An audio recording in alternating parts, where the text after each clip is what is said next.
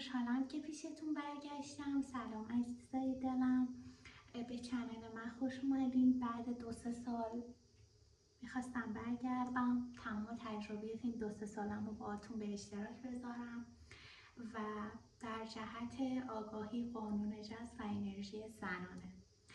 چنلمون بیشتر قراره که در راستای اینا باشه، پاکسازی و تمام چیزهایی که قراره بهتون بگم. امیدوارم که ازش لذت ببرین، بتونین در روابطتون در همه جا پیشرفت کنین، حال دلتون خوب باشه، انرژی مثبتی داشته باشین تو زندگیتون. و میتونم بگم این قانون هایی که قراره بهتون بگم و انرژی زنانه متفاوت با چنل های دیگه است. چون تو چنل های دیگه انرژی زنانه رو یه جور دیگه به ما نشون دادن که اصلا انرژی زنانه اگر در یک نفر غالب بشه، فقط انرژی زنانه میتونه آسیب بزنه. شما باید مثل یینگ و یانگ، انرژی زنانه و مردانه‌تون هر دوتاتون فعال باشه، یعنی به میزانی که به تعادل برسه.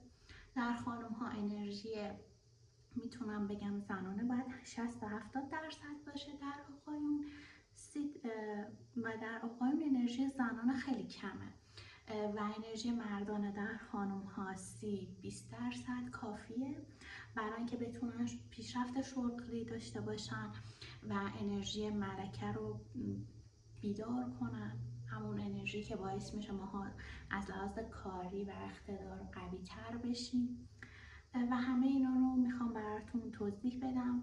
خوش اومدین به چنلم، خوشحالم دوباره پیشتون هستم و این یه پست بود برای خوش آمدگویی و اینکه چنلمون رو استارت بزنیم. خوشحالم که دوباره کنارتون برگشتم.